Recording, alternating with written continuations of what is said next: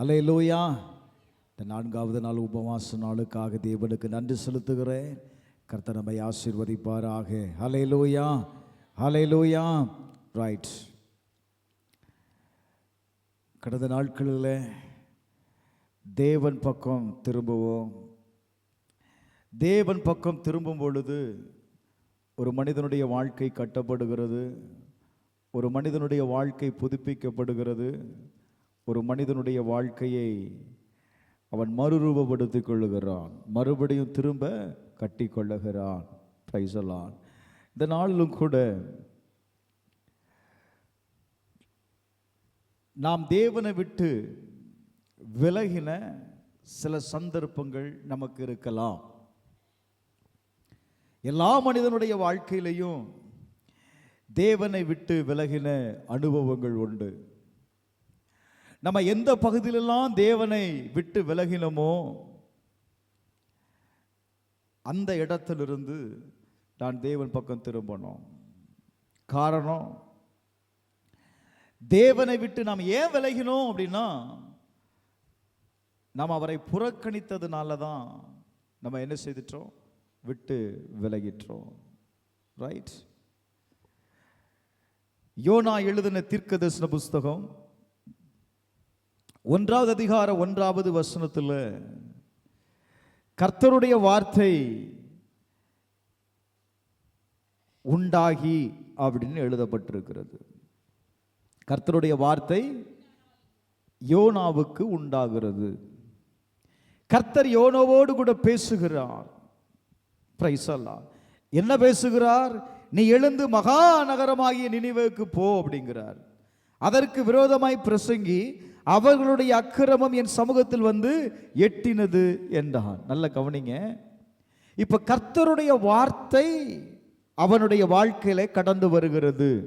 ஆனா கர்த்தருடைய வார்த்தையை அவன் என்ன செய்கிறான் அப்படின்னா புறக்கணிக்கிறான். கர்த்தருடைய வார்த்தையை என்ன செய்யறான்? புறக்கணிக்கிறான். பாருங்க, ஏன் நாமும் கூட நம்முடைய வாழ்க்கையில அநேக பகுதியில் கர்த்தருடைய வார்த்தையை நாம் புறக்கணிக்கிறோம். எதனால நாம் புறக்கணிக்கிறோம்? ஒரு காரணம் இருக்குல்ல. காரணம் இல்லாம நம்ம என்ன செய்ய மாட்டோம். வார்த்தையை, மனிதர்கள் பேசுகிற வார்த்தையவே சில நேரத்தில் நம்மளால ஏற்றுக்கொள்ள முடியல. Praise the Lord. இப்ப கர்த்தர் பேசுறதை மட்டும் எப்படி ஏற்றுக்கொள்வோம்? ஏற்றுக்கொள்ள மாட்டோம். அவன் ஒரு தீர்க்கதரிசி. யோனா ஒரு தீர்க்கதரிசி. அவனே என்ன செய்கிறான் அப்படின்னா வார்த்தையை புறக்கணிக்கிறான். நல்ல கவனிங்க. ஏன் நம்ம புறக்கணிக்கிறோம் அப்படின்னா, நம்பர் 1, கடவுள் சொல்லும் வார்த்தையோ அல்லது அவருடைய கட்டளைகளோ நமக்கு பிடிக்காததுனால நாம் என்ன செய்கிறோம் அப்படின்னா புறக்கணிக்கிறோம். அவன் ஏன் விலகி சென்றான்? அவர் சொன்ன வார்த்தை அவனுக்கு என்ன செய்யலாம், அவனால ஏற்றுக்கொள்ள முடியல. வேற யாரையாவது பார்த்து கொள்ளும், என்னால போக முடியாது அப்படின்னு சொல்லி என்ன செய்தான் அப்படின்னா விலகுனால. நாம் எப்படி புறக்கணிக்கிறோம் அப்படின்னா, சொல்லுகிற வார்த்தையை நமக்கு ஏற்றுக்கொள்ள மனதில்லாத பொழுது நாம் புறக்கணிக்கிறோம். 2வது, பிரைஸ் தி லார்ட், நாம் விரும்புகிற அளவுக்கு அந்த வார்த்தை இல்லை. புறக்கணிக்கிறது காரணம் தானே. ஒன்று என்ன சொன்ன, எனக்கு அவர் சொன்ன வார்த்தை எனக்கு பிடிக்கல, செட் ஆகல பாஸ்டர், அதனால நான் என்ன செய்துட்டேன், புறக்கணிச்சிட்டேன். 2வது என்ன, நான் விரும்பினது மாதிரி வார்த்தை இல்லை, அதனால நான் என்ன செய்துட்டேன், புறக்கணித்துட்டேன். Praise the Lord. கடவுளுடைய வார்த்தையை புறக்கணிப்பது என்பது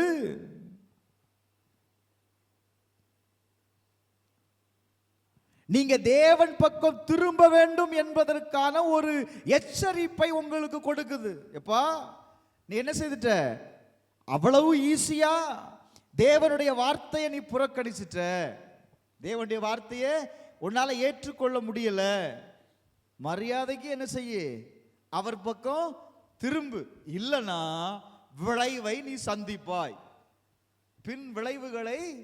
அப்ப என்ன செய்கிறது அப்படின்னா, நம்முடைய புறக்கணிப்பு ஒரு எச்சரிப்பை கொடுக்குது. என்ன எச்சரிப்பு? மரியாதைக்கு என்ன செய்யுது? தேவன் பக்கம் திரும்பிரு. நல்ல கவனிங்க. அவன் ஏன் புறக்கணித்தான்? அவன் ஏன் புறக்கணித்தான்?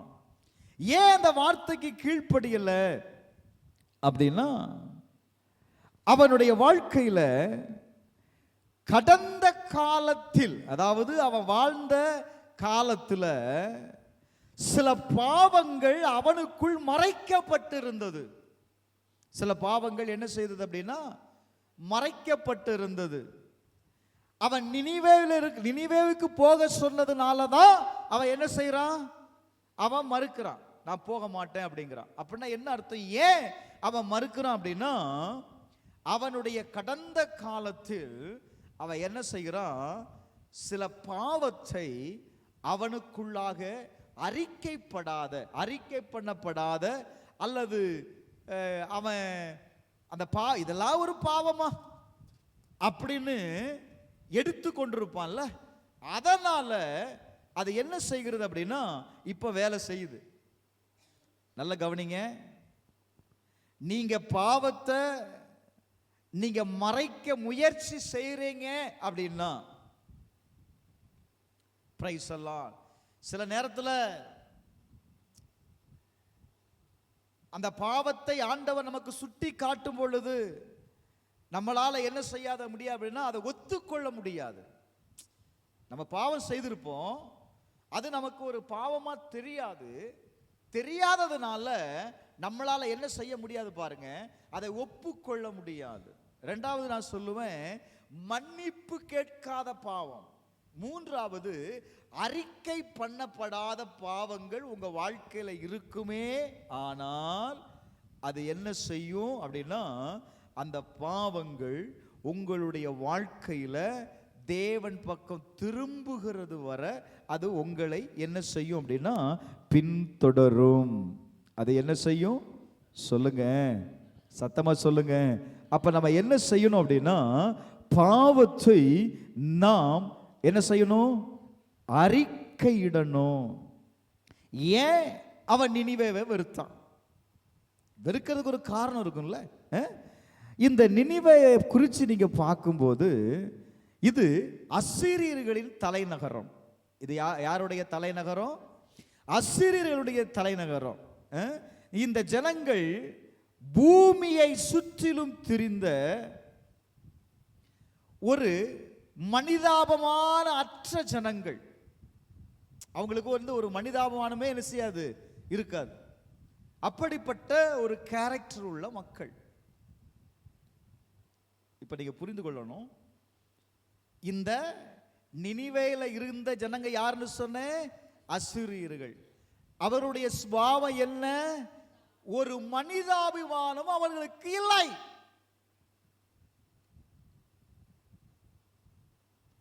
தேவன் அந்த ஜனத்தினுடைய அக்கிரமத்தை கண்டு இவனை அனுப்பி நியாய தீர்ப்பு குறித்து, பாவத்தை குறித்து நீ என்ன செய்ய அப்படின்னா பேசுங்கிறாரு. இவன் நினிவேவை விட்டு வெளியேறான், போக மாட்டேங்கிறான். ஏன் அப்படின்னா இவனுக்குள்ள அந்த சுபாவம் இருந்தது. என்ன சுபாவம் இருந்தது? ஒரு மனிதாபிமானமான தன்மை அவனுக்குள்ள இல்லை. அப்படின்னா என்ன? ஒரு மக்களை குறித்து ஒரு மனசாட்சி இல்லாதவன், ஒரு நல்ல கருத்து அவனுக்கு இல்லை. அந்த ஜனங்கள் சிறைபிடிக்க வேண்டாம் என்ற கொள்கை உடையவர்கள். அதாவது சிறைபிடிக்கப்பட்ட ஜனத்தை கண்டுட்டாங்க அப்படின்னா அவங்க நாக்க பிடுங்கி அவர்களை உயிரோடு தொலிய உரிச்சு கொல்லக்கூடியவனுவன். அதுதான் மனிதாபிமானமே இல்லை. இவன் சிறைபிடிக்கப்பட்டவன் தானே, இவனுக்கு யாரு வரப்போறா? இவனை யாரு கேட்க போறா? அவனுடைய தொலிய உயிரோடு உரிச்சு அவனை கொல்லக்கூடியவன். கொஞ்சம் நல்ல கவனிங்க. அதாவது உயிரோடு தொலிய உரிக்கிறவன். இவங்க அந்த நகரத்தை விட்டு வெளியே ஏறும்போது என்ன செய்வாங்க தெரியுமா? பாதிக்கப்பட்டவர்களுடைய மண்டை ஓடுகளை, அதாவது இடிபாடுகளுக்குள்ளாக, நெருக்கமான பகுதிகளுக்குள்ளாக அவங்க என்ன செய்வாங்க அப்படின்னா அதை குவித்து போடுகிறது வழக்கம். அப்ப அசிரியன் அப்படின்னா என்ன அர்த்தம்னு சொன்னேன்? ஒரு மனிதாபிமானம் இல்லாதவன். இந்த யோனாவை குறித்து பார்க்கும்போது, இந்த யோனா அப்படின்னா அவன் புறா அப்படின்னு எழுதப்பட்டிருக்கு. அதுக்கு அர்த்தம் என்ன? யோனாவுக்கு அர்த்தம் என்னப்பா? புறாவுடைய குணாதிசயத்தை உடையவன். Praise the Lord. இவனுக்குள்ள ஏன் இந்த அந்த நினிவேவில் இருக்கின்ற ஜனங்களுக்கு இவனால சுவிசேஷத்தை சொல்ல முடியல, ஏன் அவை நிராகரித்தான் அப்படின்னு நீங்க பார்த்தீங்க அப்படின்னா, இப்ப இவன் அந்த ஜனங்களை குறித்து என்ன செய்திருக்கிறான்? கேள்விப்பட்டிருக்கிறான்ல, ஜனங்களை குறித்து கேள்விப்பட்டிருக்கிறான். அப்போ இவன் அந்த ஜனங்களை குறித்து கேள்விப்பட்டதுனால அந்த ஜனங்களிடத்துல அவன் என்ன செய்யறான்? போக மறுக்கிறான். அந்த ஜனங்களுடைய குணாதிசயம் இவனுக்குள்ள இருக்குது. ஜனங்களை குறித்து உண்டான ஒரு மனிதாபிமானம் இவனுக்கு இல்லை. கர்த்தர் யாரா இருக்கிறார் அப்படின்னா, ஜனத்தின் மேல் மனம் இறங்குகிறவராய் இருக்கிறார். அவர் மனிதாபி உள்ளவராய் இருக்கிறார் இல்ல? அப்போ ஆண்டவர் சொல்றாரு, எப்பா நீ அவங்களுக்கு விரோதமாய் போய் நீ பிரசங்கம் பண்ணு, அவர்களுடைய அக்கிரமம் என் சமூகத்தில் வந்து என்ன செய்திருக்கிறது? எட்டி இருக்கிறது. இவன் என்ன நினைச்சான் தெரியுமா? நம்ம போய் பிரசங்கம் பண்ணுனா நமக்குள் இருக்கும் நம்பிக்கையை, அதாவது இஸ்ரவேலிடம் இருக்கிறதான நம்பகத்தன்மையை அவர்கள் இழந்து விடுவார்கள் என்று நினைத்தான். ஹலோ, அநேக நேரத்தில் பிரைஸ் எல்லாம் அவனுக்குள்ள ஒரு பெரிய நம்ம தேவன், நம்ம இப்ப சொல்லுவோம் பாருங்களேன். இப்போ அவன் என்ன நினைச்சான்னா, நம்ம போய் பிரசங்கம் பண்ணணும் அப்படின்னா ஒருத்தனும் கேட்க மாட்டான், ஒருத்தனும் மனம் திரும்ப மாட்டான். நான் சொன்னா யாரும், சொல்லுங்க அப்படித்தானே சொல்றீங்க, நான் போய் சொன்னா யாரும் கேட்க மாட்டான், நான் போய் கூப்பிட்டா யாரும் வரமாட்டான். யாருக்கு அப்படி நான் போய் சொல்றது? புரியுதா? இப்ப அவன் சொல்றான் பாருங்களேன், நான் அப்படியே போய் அவங்களுக்கு பிரசங்கம் பண்ணுனா அவன் கேட்க மாட்டான்ல. அதனால நான் எனக்குள் இருக்கிற நம்பிக்கையை இழந்து விடுவேன். எவ்வளவு விசுவாசி! அப்பா, தீர்க்கதரிசி சொல்ற வார்த்தையா இது. நான் போய் சொல்லி அவன் கேட்கலன்னா நான் என்ன செய்திருவேன்? நான் இழந்துருவேன். இன்னைக்கு நிறைய விசுவாசி அப்படித்தான் இருக்கிறோம். நம்ம போய் சொன்னா கேட்க மாட்டாங்க, 2 முறை போவோம், 3 முறை போவோம், கேட்க மாட்டான். சும்மா ஏன் அவன் வீட்டுக்கு போறது? அவன் தான் சொன்னா கேட்க மாட்டுக்கானே. நம்முடைய விசுவாசமும் என்ன செய்திரும்?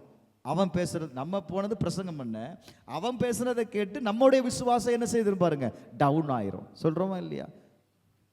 நம்ம விசுவாசம் என்ன செய்கிறோம்? டவுன் ஆயிரும். அதனால தான் பாஸ்டர் நான் போகாம இருக்கிறேன்.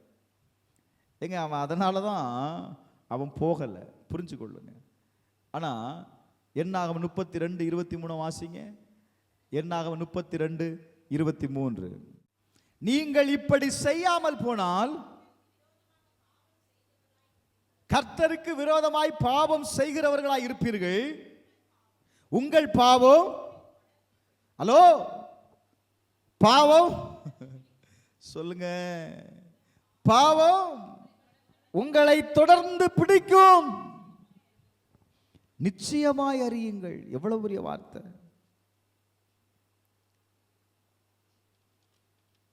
முதலாவது அவன் தேவனுடைய வார்த்தையை புறக்கணித்தான்.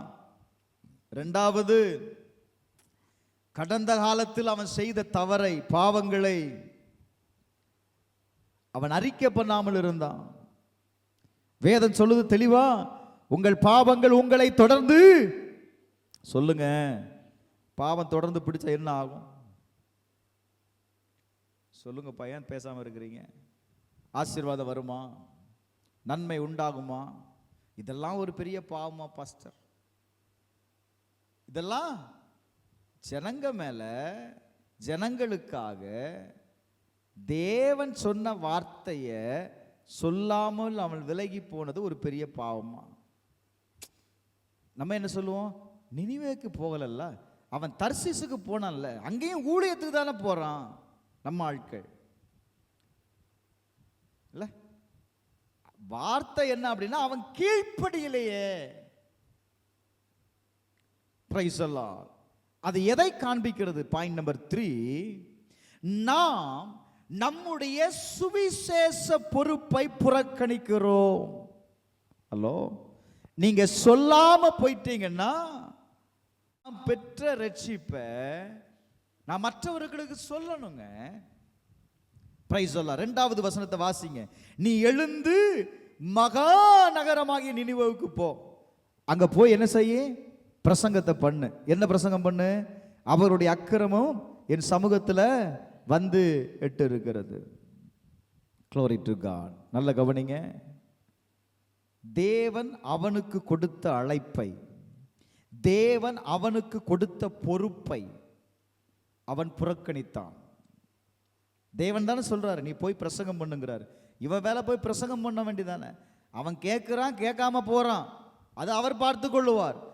நீ போய் பிரசங்கம் பண்ண வேண்டியதானே, நீ போய் கூப்பிட வேண்டியதானே இல்ல. அப்ப நல்ல கவனிங்க.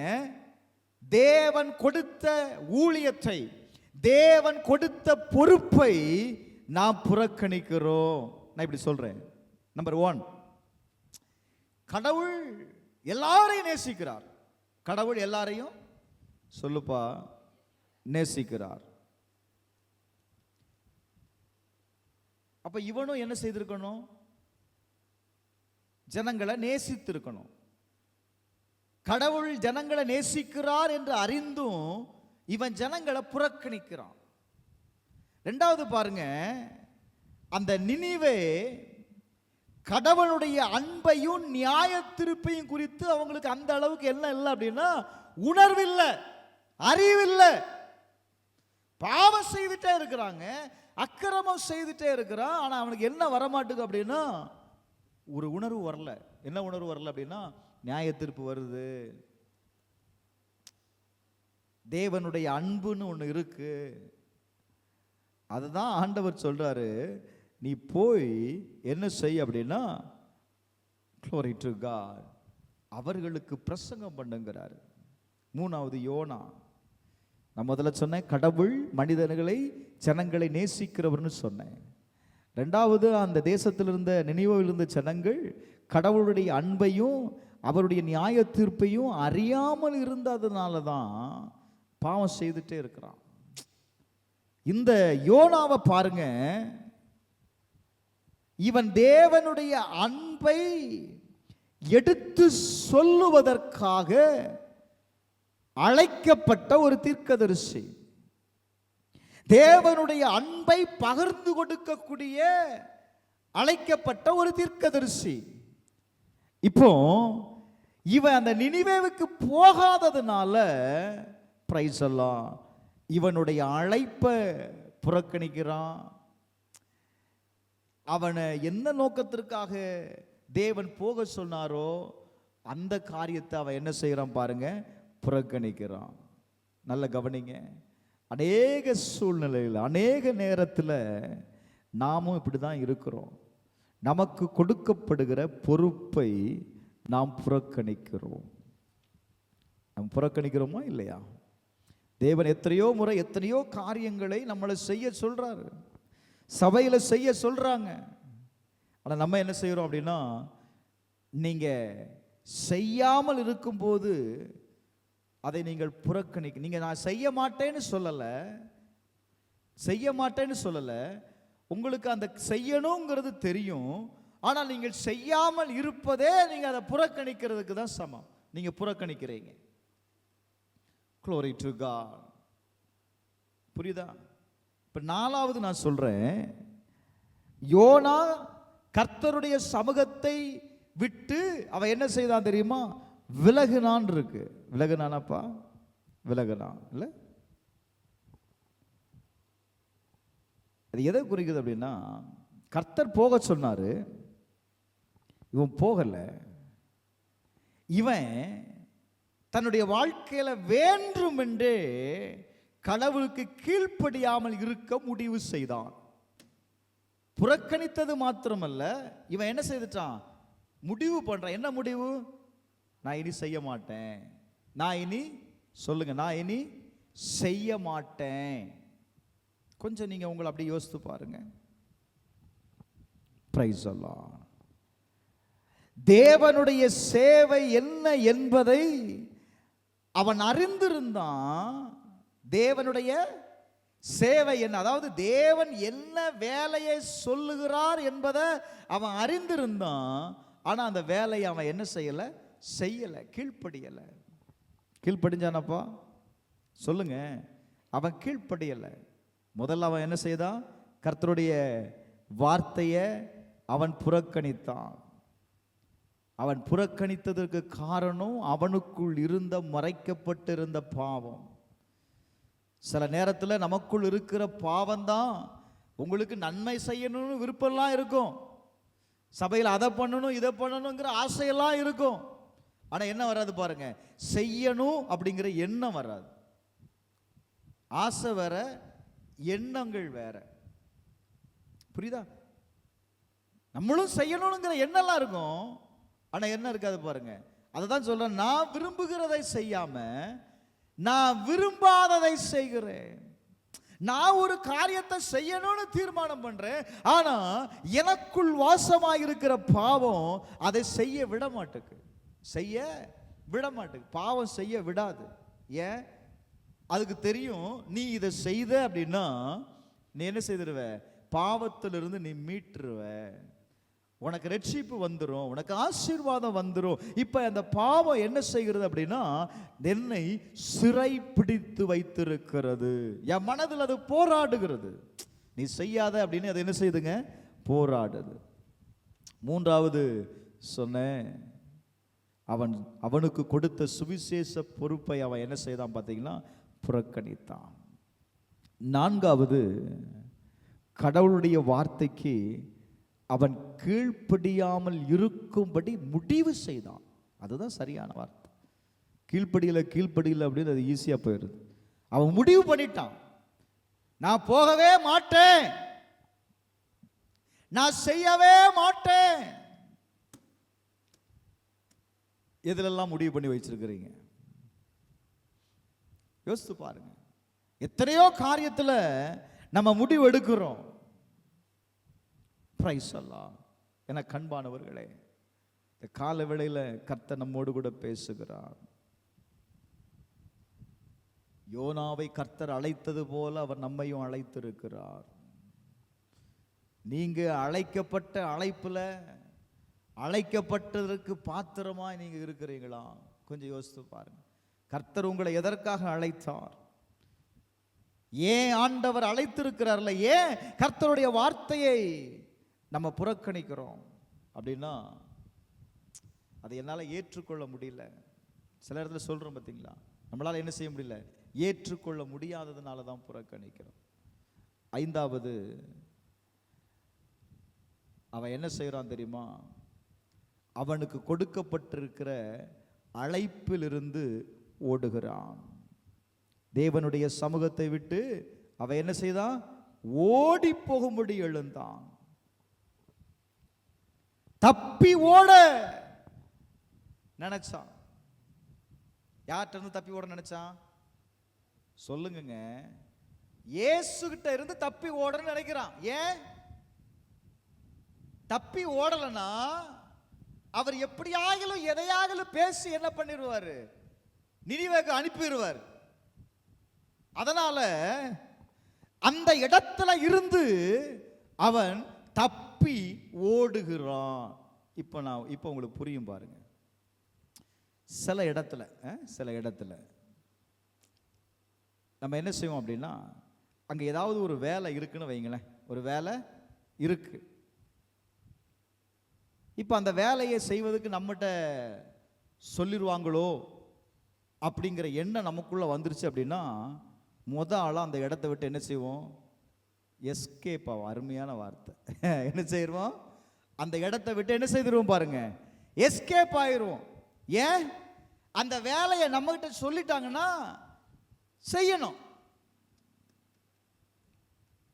இல்ல? அப்ப நல்ல கவனிங்க. அவன் கர்த்தரிடமிருந்து தப்பி தப்பி ஓடினான். இந்த தப்பி ஓடினான் அப்படிங்கிற வார்த்தை எதை குறிக்கு தெரியுமா? அவனுடைய பொறுப்பற்ற தன்மையை குறிக்கிறது. பொறுப்பற்ற, உங்களுக்கு பொறுப்பு இல்லாம இருக்கிறதுனால தான், பொறுப்பற்ற தன்மையில இருக்கிறதுனால தான் நீங்க என்ன செய்ய மாட்டீங்க அப்படின்னா, உங்களுடைய அழைப்புல நீங்க ஓடுகிறது இல்லை, உங்களுடைய அழைப்பை நீங்கள் நிராகரிக்கிறீர்கள். Praise the Lord. இந்த செய்ய மனது இல்லாதவன், ஓட நினைக்கிறவன் அவன் என்ன செய்வான் தெரியுமா? ஒரு வேலையை அவங்ககிட்ட சொன்னா 5 முறையாவது குறைஞ்சது சொல்லணும். ஒரு முறை சொல்லியாச்சு, 2 முறை சொல்லியாச்சு, 3 முறை சொல்லியாச்சு, அவன் இன்னும் என்ன செய்யலை. அப்ப என்ன அர்த்தம் அப்படின்னா, அவனுக்கு செய்ய விருப்பம் இல்லை. செய்ய என்ன செய்யலைங்க சொல்லுங்க? விருப்பம் இல்லை. இந்த தப்பி ஓட அப்படிங்கிற 3 பாயிண்ட் சொல்ற மாதிரி. 1, நான் ஒருபோதும் தொடங்கவில்லை. அப்படின்னா என்ன? கர்த்தர் எனக்கு ஒரு அழைப்பை கொடுத்தாருப்பா, அந்த வேலையை செய்ய சொன்னார், அந்த ஊழியத்தை என் கையில் கொடுத்துருக்கிறாரு, நான் செய்யாமல் நான் இன்னும் இருக்கிறேன் அப்படின்னா, நான் இன்னும் தொடங்கலை. நான் இன்னும் தொடங்காமல் இருக்கிறதுனால தான் நான் என்ன செய்துட்டேன்? நான் செய்யாமல் இருக்கிறேன். இல்லை, புரியுதா புரியலையா? 2வது, சிலவங்க என்ன பண்ணுவாங்க பார்த்தீங்கன்னா, ஒன்று அந்த வேலையை இன்னும் தொடங்கலை, ஏன்னா செய்ய எனக்கு என்ன இல்லை, விருப்பம் இல்லை. இன்னொருத்தவங்க பார்த்தீங்கன்னா, இந்த மனுஷன் நம்மகிட்ட சொல்லிட்டாரு அப்படின்னு வேலையை தொடங்குவாங்க, ஆனால் வரலையே, என்னது, முடிக்க மாட்டாங்க. வேலையை தொடங்குவாங்க, ஆனால் என்ன செய்ய மாட்டாங்க. ஏன் முடிக்கல? அந்த வேலையை விருப்பத்தோடு செய்யாததுனால எனக்கு முடிக்கணும் அப்படிங்கிற எண்ணம் என்ன செய்யல, வரல. Praise the Lord. 3வது, ஏன் அந்த வேலையை செய்யல? அவன் அதுக்கு 1000 காரணங்களை சொல்லுவான். 1000 காரணங்களை சொல்லுவான். சாக்கு போக்குகளை சொல்லுகிற அனுபவம் எல்லாமே அங்கதான் இருக்கும். அந்த வேலையை செய்வதற்கு வேண்டிய செய்யணும்னு நினைச்சா என்ன செய்யலாம். Praise the Lord. அப்ப நல்ல கவனிங்க, அவன் விட்டு சமூகத்திலிருந்து விலகி அப்படின்னு இருக்கு.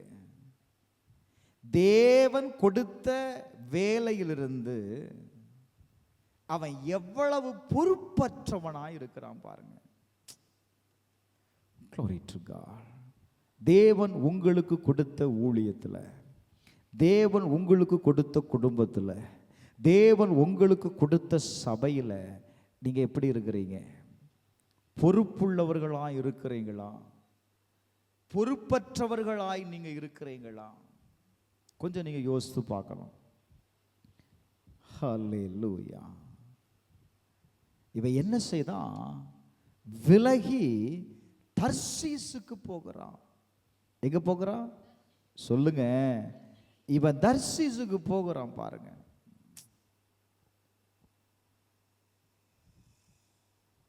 நீங்க கடவுளிடமிருந்து நீங்க விலகுறீங்க அல்லது ஓடுகிறீங்க அப்படின்னா நீங்க என்ன செய்வீங்க? இப்ப நான் இப்படி சொல்றேனே, இப்ப ஒரு வேலையை உங்கள்கிட்ட கொடுக்குறாங்கன்னு வைங்களேன், நீங்க அந்த வேலையை செய்ய உங்களுக்கு விருப்பம் இல்லை. விருப்பம் இல்லாததுனால நம்ம என்ன சொல்லுவோம் அப்படின்னா, எனக்கு அந்த நேரத்தில் இன்னொரு வேலை இருக்குது. நீங்களே என்ன செய்து கொள்ளுகிறீங்க?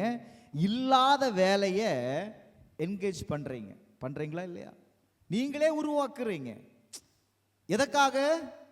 இந்த வேலையை செய்ய உங்களுக்கு விருப்பம் இல்லாததுனால இன்னொரு வேலையை நீங்க என்ன செய்கிறீங்கன்னா உருவாக்குகிறீங்க. அந்த உருவாக்குகிற வேலை என்ன தெரியுமா செய்யும்?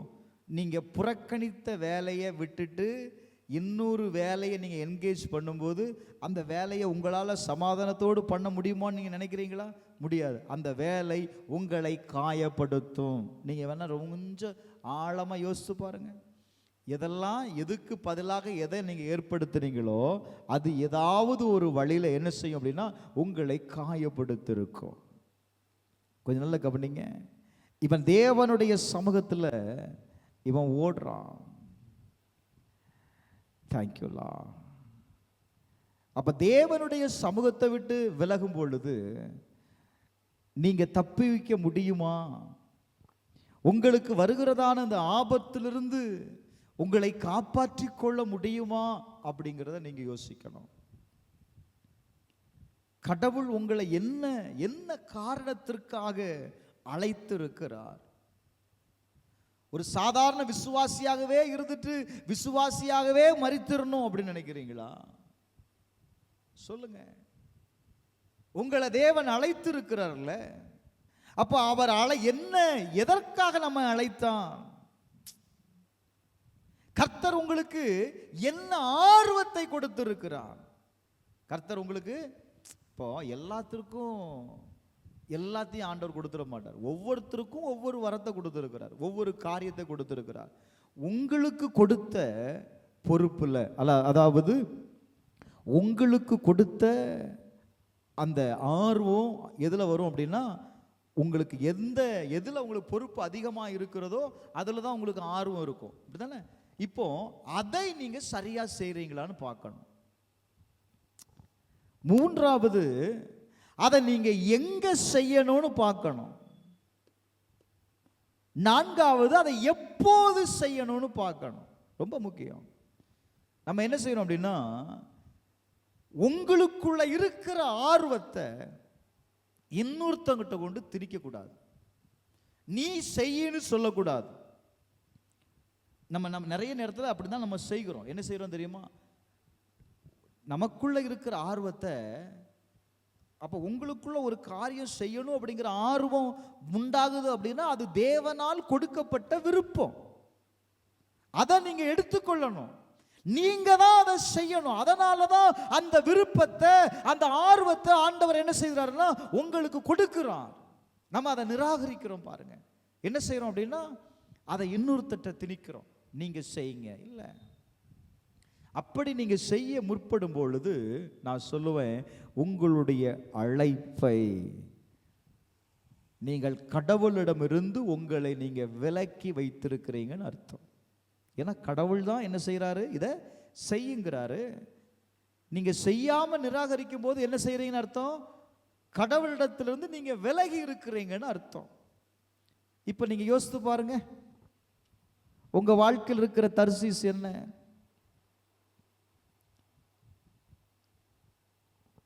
யோசித்து பாருங்க. தேவ திட்டத்தை விட்டு நமக்கு பிடிக்கிற காரியத்தை செய்யறோம். நமக்கு சொல்லுங்க, நம்ம விரும்புகிற காரியத்தை நம்ம என்ன செய்கிறோம்? செய்கிறோம். Glory to God. இந்த யோனா அப்படிதான் செய்தாங்க. இந்த யோனா அப்படிதான் என்ன செய்தான்ல பாருங்க. Glory to God. எழுந்து தர்சீசுக்கு போகிற ஒரு கப்பலை கண்டு கூலி கொடுத்து தான் கர்த்தருடைய சமூகத்திலிருந்து விலகும்படி அவர்களோடு தர்சீசுக்கு போக கப்பல் ஏறினான். விலகும்படி தீர்மானிச்சிட்டான். இன்னைக்கு அநேக நேரத்தில் நாம் தேவனை விட்டு விலகும்படி நாம் தீர்மானித்த காரியங்கள் அநேகம் உண்டு.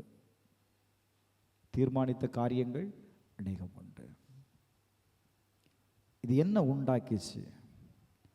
இது எதை அவனுக்கு கற்றுக் கொடுத்தது அப்படின்னா, பாருங்க, கர்த்தர் சமுத்திரத்தின் மேல் பெருங்காற்றை வரவிட்டார். அதனால் கடலிலே கப்பல் உடையும் என்று நினைக்கத்தக்க பெரிய கொந்தளிப்பு உண்டாயிற்று. கர்த்தர் காற்றை சொல்லுங்க, சமுத்திரத்தின் மேல் பெருங்காற்றை வரவிட்டார். ஏன் வரவிட்டார்? யோசிக்கணும். சில போராட்டங்கள், சில நெருக்கங்கள், நம்ம எதிர்பார்க்காத சூழ்நிலைகள் நம்ம வாழ்க்கையில ஏன் சார் கடந்து வருகிறது அப்படின்னா, அப்போ நீங்க புரிந்து கொள்ளணும், ஏதோ நம்ம தேவ சமூகத்திலிருந்து விலகி இருக்கிறோம். ஏதோ நம்ம தேவனுக்கு என்ன செய்யல, அவருடைய வார்த்தைக்கு நம்ம கீழ்ப்படியல. புரியுதா? இப்போ 5வது வசனத்தை வாசிங்க.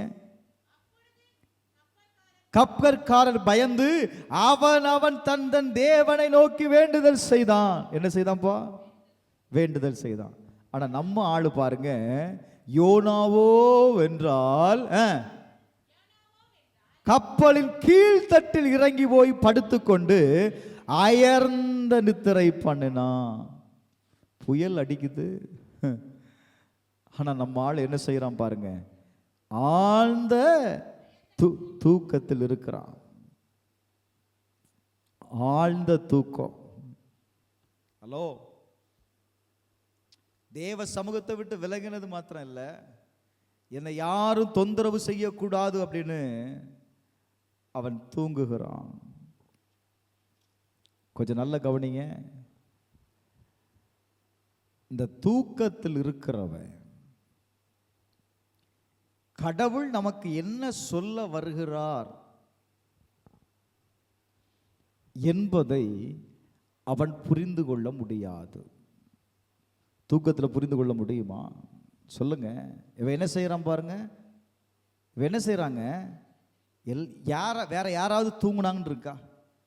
அவன் மட்டும்தான் என்ன செய்யறான் சொல்லுங்க, தூங்குறான். அப்ப நம்ம வாழ்க்கையில கடவுளுடைய வார்த்தை நமக்கு நேராக கடந்து வரக்கூடாதபடி சில நேரத்தில் நமக்கு பாருங்க, எல்லா நேரமும் நம்ம முழிச்சுதான் இருப்போம். ஆனா அந்த நேரத்தில் மட்டும் நமக்கு தூக்கம் வரும் பாருங்க. நமக்கு என்ன செய்யும்? தூக்கம் வரும். ஏன் வருது? நீங்க தூக்கத்தில் இருக்கும்போது கடவுள் உங்க வாழ்க்கையில என்ன செய்ய வருகிறார் அல்லது என்ன சொல்ல வருகிறார் என்பதை உங்களால அறிந்து கொள்ள முடியாம போயிடும். உங்களுடைய விடுதலையை நீங்கள் நிராகரிக்கிறீர்கள். உங்களுடைய விடுதலையை நீங்க என்ன செய்றீங்க? உங்களால ஏற்றுக்கொள்ள முடியல.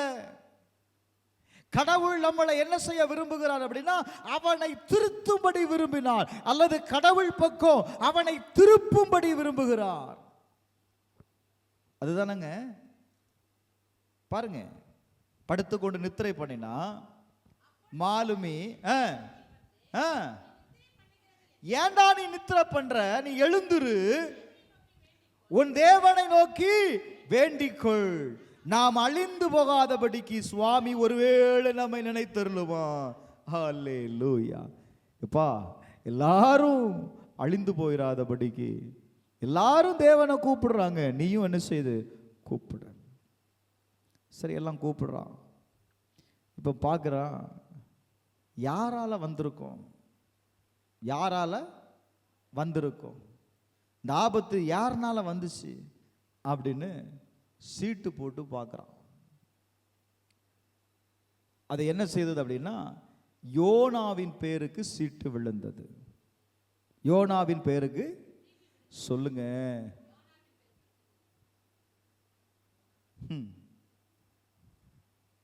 அப்பொழுது அவரை நோக்கி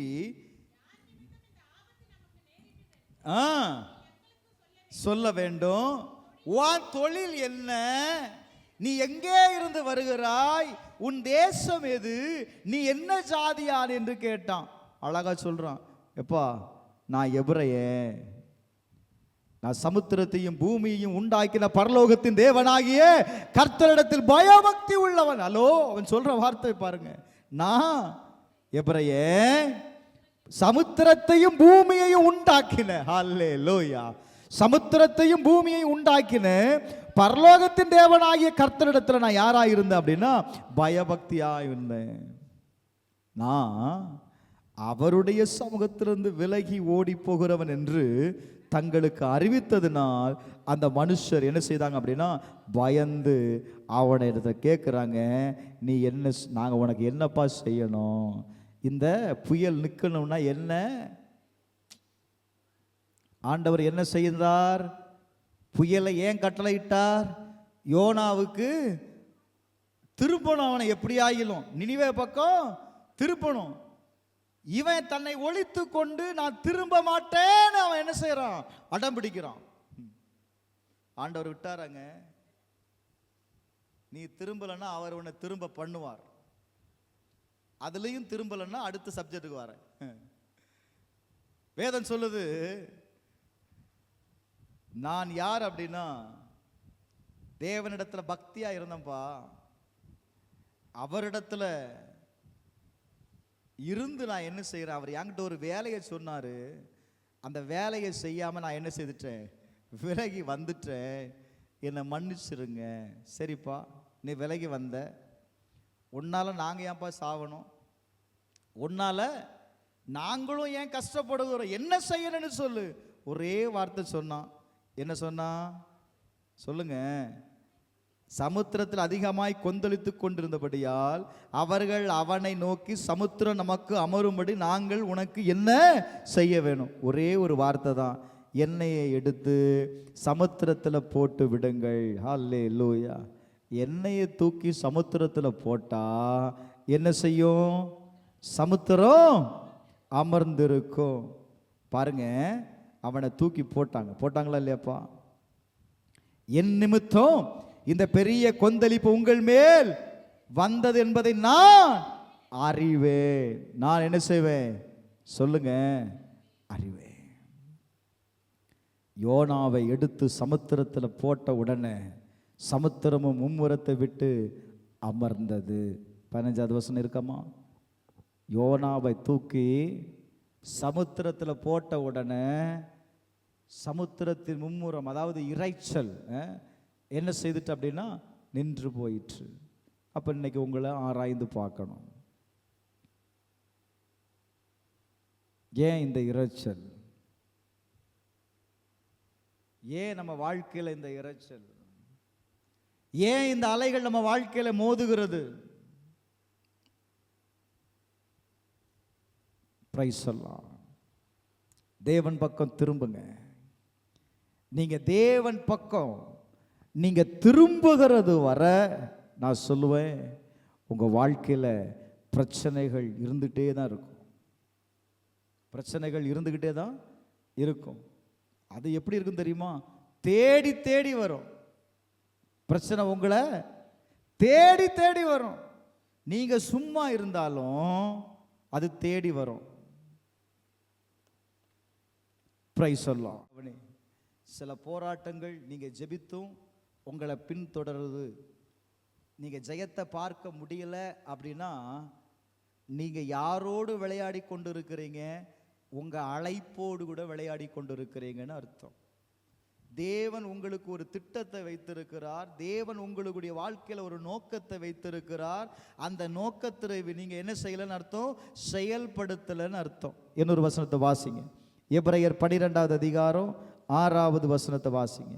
எபிரேயர் 12:6.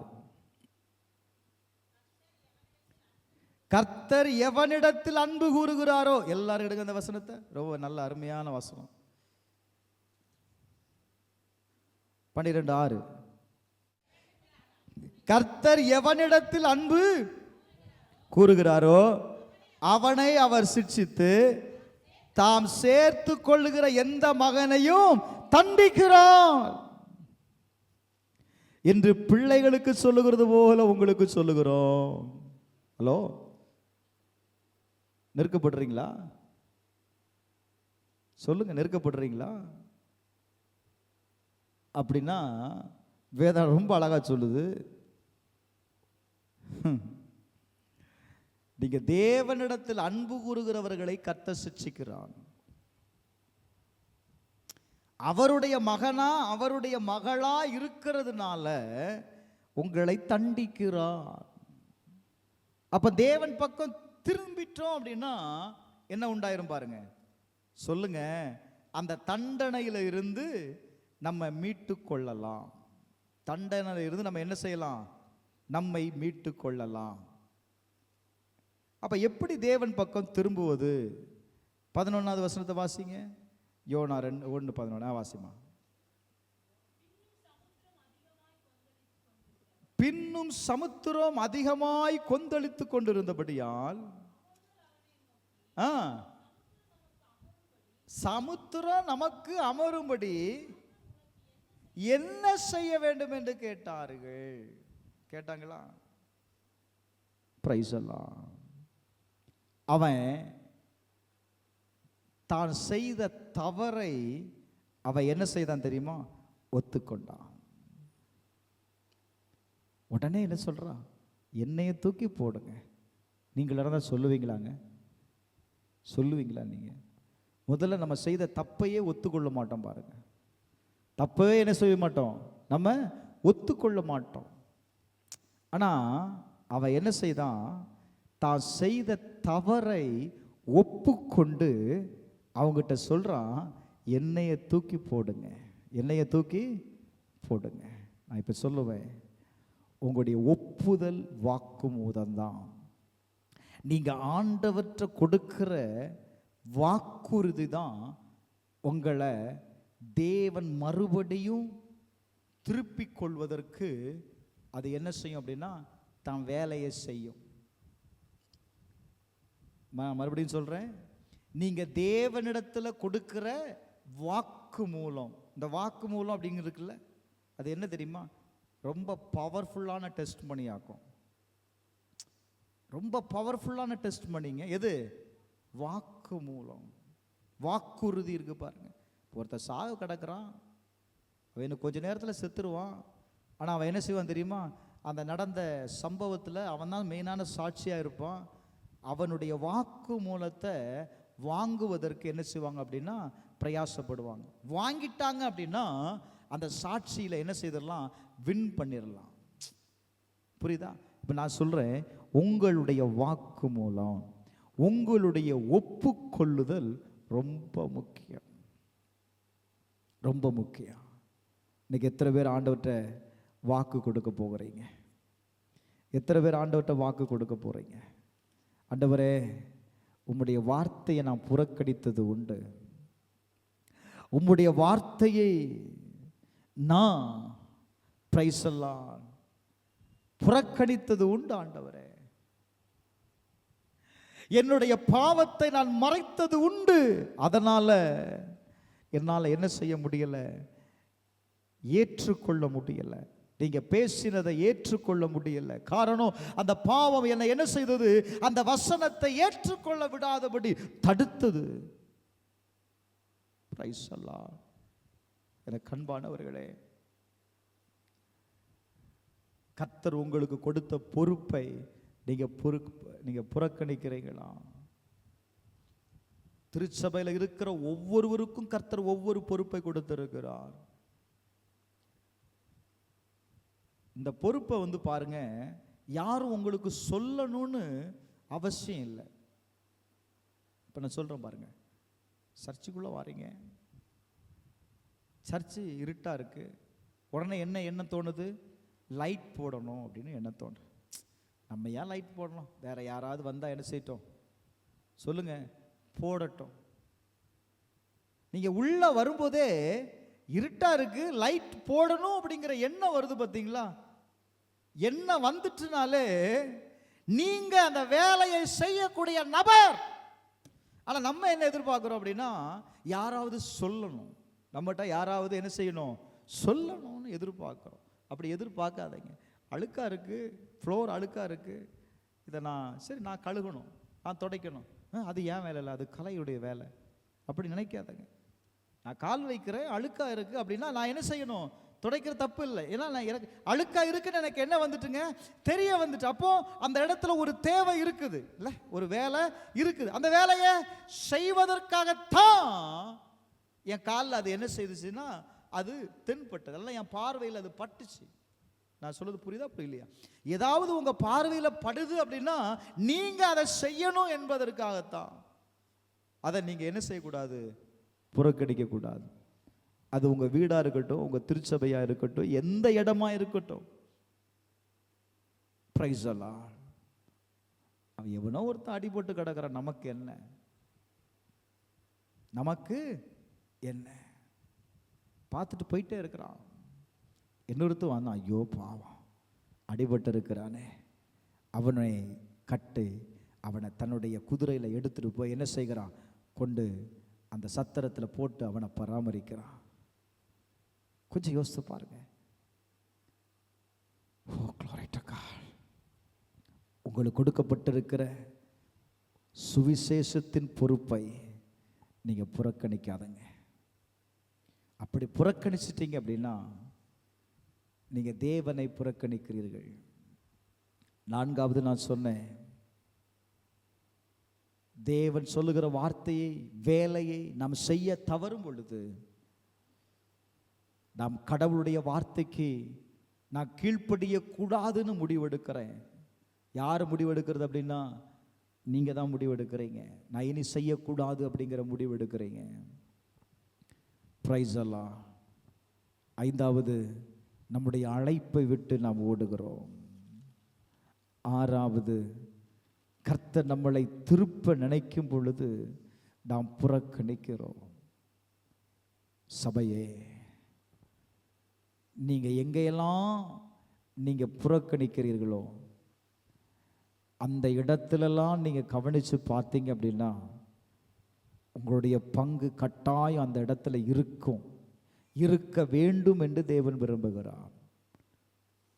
அந்த இடத்துலலாம் தேவன் உங்களுடைய பொறுப்பு இருக்கணும் அப்படின்னு தேவன் விரும்புகிறார். அதுதான் தேவ சித்தம், அதுதான் தேவனுடைய விருப்பம். தேவனுடைய விருப்பத்தையும் தேவனுடைய சித்தத்தையும் அறிந்து கொள்வதற்கு இன்னொரு ஆளை தேடி போக வேண்டிய அவசியம் இல்லை. உங்களுக்குள்ள ஆண்டவர் விருப்பத்தை கொடுத்துட்டார் அப்படின்னா நீங்க செய்யுங்க.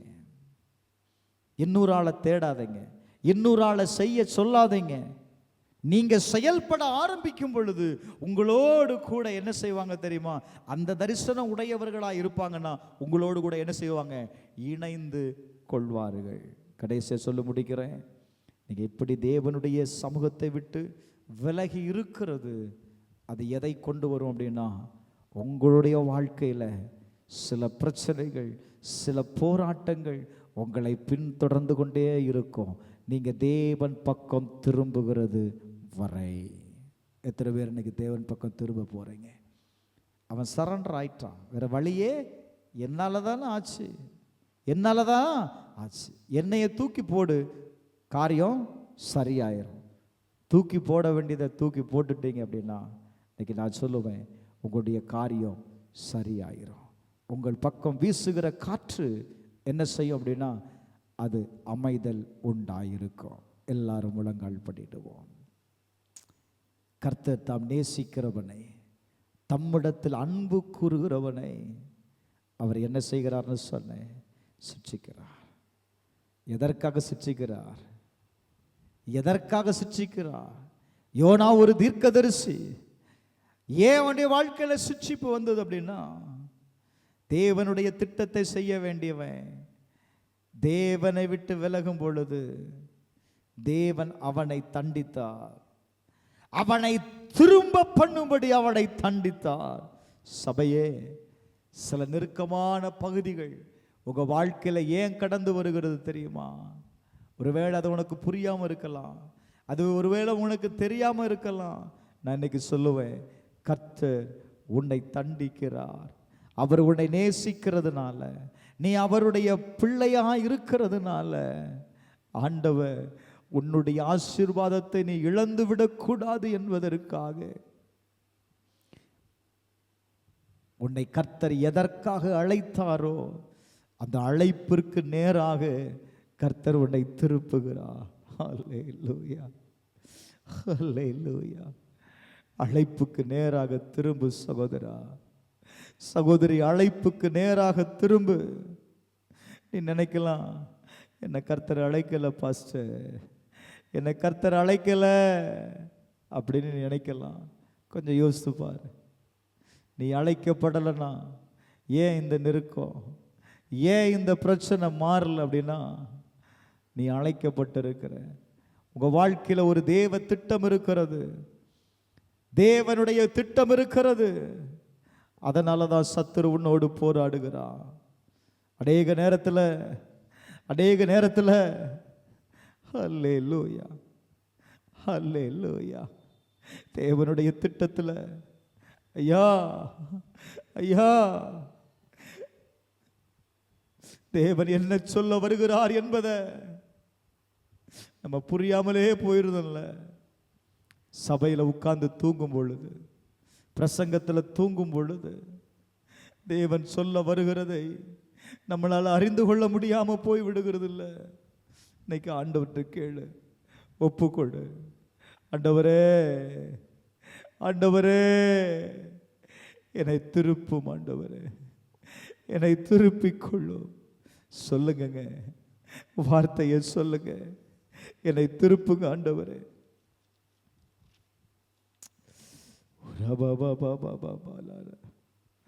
எந்தெந்த இடத்திலெல்லாம் கர்த்தருடைய வார்த்தையை புறக்கணித்தீங்க சிஸ்டர்? எந்தெந்த இடத்திலெல்லாம் கர்த்தருடைய வார்த்தையை புறக்கணித்தீங்க? நீங்க எங்கெல்லாம் புறக்கணிச்சீங்களோ அங்கெல்லாம் நீங்க கடவுள் பக்கம் திரும்ப வேண்டுவதற்கு அது உங்களை எச்சரிக்குதுன்னு சொன்னேன். கடவுள் பக்கம் திரும்ப. இன்னும் நீங்க திரும்ப மாட்டோம் அப்படின்னு சொன்னீங்க அப்படின்னா, glory to God, glory to God, பல இடுக்கண்கள் உண்டாகும். இடுக்கத்தின் அப்பத்தை புசிக்க வேண்டியது உண்டாயிருக்கும். இடுக்கத்தின் தண்ணீரை நீங்கள் குடிக்க வேண்டியதாயிருக்கும்.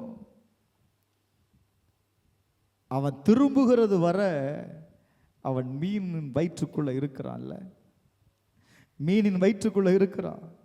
திரும்புகிறது வர, அவன் ஒப்புக்கொள்ளுகிறது வர ஆண்டவர் விடலப்பா. ஹலோ, அவன் ஒப்புக்கொள்ளுகிறது வர ஆண்டவர் விடல. சொல்றான், சமுத்திரத்தில் ஆழத்தில் என்ன தள்ளிவிட்டார். தேங்க்யூ. அவருடைய கண்களுக்கு எதிராக இருக்காதபடி நான் தள்ளப்பட்டேன். தண்ணீர்கள் பிராண பரியந்தம் என்னை நெருக்கினது, ஆழி என்னை சூழ்ந்தது, கடற்பாசி என் தலையை சுற்றி கொண்டது. என் ஆத்துமா என்னில் தொய்ந்து போகையில் நான் யாரை நினைத்தேன் தெரியுமா? கர்த்தரை நினைத்தேன். ஹல்லேலூயா. என் ஆத்துமா தொய்ந்து போன பொழுது நான் கர்த்தரை நினைத்தேன். என் விண்ணப்பம் அவருடைய பரிசுத்த ஆலயத்தில் அவருடைய சமூகத்தில் வந்து சேர்ந்ததுன்னு சொல்றாங்க. கர்த்தருடைய ஆலயத்தில் வந்து சேர்ந்தது. அவன் விண்ணப்பம் சேர்ந்த உடனே கர்த்தர் மீனுக்கு கட்டளையிடுகிறான். யோனாவை கரையிலே கக்கி விட்டது. உன்னுடைய மனம் திரும்புதல், உன்னுடைய மனம் திரும்புதல்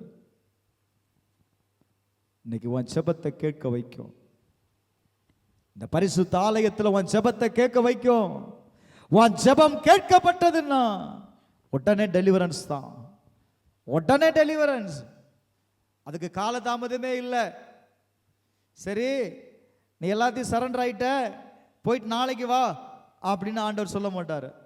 உடனே உடனே மீனுக்கு கட்டளை இடுகிறார். உடனே அவனை டெலிவரி பண்ணுது. இன்னைக்கு ஒப்பு கொடுக்கிற உங்க வாழ்க்கையில் ஒரு அற்புதம் நடக்கும் சிஸ்டர். இன்னைக்கு ஒப்பு கொடுக்கிற உங்க வாழ்க்கையில் ஒரு அற்புதம் நடக்க போகுது. நீ இந்த ஆலயத்திலிருந்து கூப்பிடுகிற சத்தத்திற்கு ஆண்டவர் செவி கொடுக்க போகிறார். செவி கொடுப்பார், செவி கொடுப்பார். உன் ஜெபம் கேட்கப்படணும். உன் ஜெபம் கேட்கப்படணும் அப்படின்னா நீ ஆண்டவர்கிட்ட ஒப்புரவாகியே தீரணும். ஒத்துக்கோ, உன் பிரச்சனையை ஒத்துக்கோ. பிரைஸ் எல்லாம் நல்லா கவனிங்க. அவன் சொல்றான், எவ்வளவு கஷ்டப்பட்டிருப்பான் தெரியுமா? பிராண பரியந்தம் அது என்னை நெருக்கிச்சு. உயிர் போகிற வர, உயிர் போகத்தக்கதாக வேதனையை கொடுத்துச்சு. உயிர் போகல, அப்படிப்பட்ட சூழ்நிலைகள் அவனுக்கு கடந்து வந்தது. பாருங்க, உணர்வடைந்தான். அவனுடைய ஆத்துமா தோய்ந்து போகையில் அவன் சொல்றான், நான் கர்த்தரை நினைத்தேன், நான் கர்த்தரை நினைத்தேன். என் விண்ணப்பம் ஆலயத்தில் கேட்கப்பட்டது, ஆலயத்தில் கேட்கப்பட்டது. நான் கர்த்தரை நினைச்சேன், பரிசுத்த ஆலயத்தில் வந்து என் விண்ணப்பம் சேர்ந்தது. கர்த்தரை நினைத்துக்கொள். கர்த்தர் உன்னை எதற்காக அழைத்தார்? கர்த்தர் உன்னை எதற்காக தெரிந்து கொண்டார்? கர்த்தர் உன்னை எதற்காக இந்த ஆலயத்திற்கு கொண்டு வந்தார்? கர்த்தர் எதற்காக இந்த ஆலயத்தில் உன்னை கொண்டு வந்தார்? நீயா வரல, தானா வரல, கர்த்தர் தான் உன்னை கொண்டு வந்தார். அவர் கொண்டு வந்திருப்பார்னு ஒரு நோக்கம் இல்லாமல் கொண்டு வரலன்னு இதை நீ மனசிலாக்கணும். கர்த்தர் சொல்றாரு, இன்னைக்கு நீ அதை அறிந்து கொண்டனா, அதை புரிந்து கொண்டுட்டனா, இன்னைக்கு விடுதலை. எத்தனை பேருக்கு விடுதலை வேணும்? நெருக்கம் தாங்க முடியல பாஸ்டர், வேதனை தாங்க முடியல பாஸ்டர், என்ன செய்வதுன்னு தெரியல. ஒரே வழி, தேவன் பக்கம் திரும்பு. ஒரே வழி, தேவன் பக்கம் திரும்பு. நீ தேவன் பக்கம் திரும்பினா ஆண்டவர் சொல்றாரு, இன்னைக்கு உன்னை நான் விடுதலை ஆக்குவேன்னு சொல்றாரு. எத்தனை பேர் திரும்புறீங்க? அப்பாட்ட ஒப்பு கொடுங்க, ஒப்பு கொடுங்க, ஒப்பு கொடுங்க. நீங்க புறக்கணித்த பகுதி என்ன? தேவனுடைய ஆலயத்தில் நீங்க எதை புறக்கணிக்கிறீங்க? தேவனுடைய ஆலயத்தில் நீங்க எதை புறக்கணிக்கிறீங்க? வார்த்தையை புறக்கணிக்கிறீங்களா? வேலையை புறக்கணிக்கிறீங்களா? அழைப்பை புறக்கணிக்கிறீங்களா? நான் இதை செய்ய மாட்டேன், எதங்க புறக்கணிக்கிறீங்க? இது ஏன் வேலை இல்லைன்னு நினைக்கிறீங்களா? கர்த்தர்ட்ட ஒப்பு கொடு. இன்னைக்கு சரண்டர் ஆயிரு. உங்க ஊழியத்தை செய்வ ஆண்டவரே, உங்க ஊழியத்தை செய்வ ஆண்டவரே. நீங்க என்னை கொண்டு என்ன செய்யணும்னு விரும்புறீங்களோ அதை நான் செய்வ ஆண்டவரேன்னு ஒப்புக்கொடு. இன்னைக்கே ஒரு அற்புதம் நடக்கும். இன்னைக்கு ஒரு விடுதலை நடக்கும் சிஸ்டர். நான் தீர்க்கமா சொல்றேன், தீர்க்கமா சொல்றேன். யோனாவை போல நம்ம விலகி இருக்கிறது காரணத்தினால தான் இவ்வளவு நெருக்கம். தேவ சமூகத்தை விட்டு விலகி இருக்காத, தேவனை விட்டு விலகி இருக்காத, ஆலயத்தை விட்டு விலகி இருக்காத. தேவனோடு கூட இருக்க பழகு, தேவனோடு கூட இருக்க பழகு. வாழ்க்கையை கர்த்தர் திரும்பவும் கட்டுவார். எங்கள் பரலோக பிதாவே, எங்கள் வாழ்க்கையை நீர் திரும்பவும் கட்டுவதற்கு உம்முடைய கரத்தில் எங்களை ஒப்பு கொடுக்கிறோம். நாங்கள் எதிலெல்லாம் நாங்கள் புறம்பாக்க ஆண்டவரே, நாங்கள் எந்தெந்த பகுதியிலெல்லாம் உம்மை நாங்கள் புறக்கணித்தோமோ, எந்தெந்த பகுதியிலெல்லாம் நாங்கள் கீழ்ப்படியாமல் இருந்தோமோ, அதையெல்லாம் நாங்கள் ஒத்துக்கொள்ளுகிறோம்ப்பா. எங்களை நம்புங்க, எங்களை நம்புங்க. இனி நீங்க சொல்ற வேலையை நான் செய்வேன் ஆண்டவரே. இந்த சபையில நீங்க சொல்ற வேலையை நான் செய்வேன் ஆண்டவரே. நீங்க உணர்த்துகிற காரியத்தை நான் செய்வேன் ஆண்டவரே. எங்களை நம்புங்க ஏசப்பா. இந்த ஒரு முறை எங்களை நம்பிருங்க. நீங்க விரும்புகிற ஊழியத்தை நான் செய்வேன் ஆண்டவரே. இந்த ஒரு முறை எங்களை நம்பிருங்க. எங்கள் திருச்சபையை நம்பிருங்க. நீங்க செய்ய வேண்டிய வேலையை ஆண்டவரே, எங்களுக்கு கொடுத்திருக்கிற வேலையை நாங்க செய்து முடிக்கிறவர்களாய் நிற்போம்ப்பா. இந்த ஒரு நிமிடம் எங்களை நம்புங்கப்பா, எங்களை நம்புங்க. எங்களை ஒப்பு கொடுக்கிறோம், எங்கள் சபையை ஒப்பு கொடுக்கிறோம். ஒப்பு கொடுக்கிற ஒவ்வொரு வாழ்க்கையிலையும் இன்னைக்கு ஒரு அற்புதம் நடக்கட்டும். இயேசுவின் நாமத்தில் அற்புதம் உண்டாகட்டும். இயேசுவின் நாமத்தில் அற்புதம் உண்டாகட்டும். அற்புதத்தை செய்வதற்காய் நன்றி.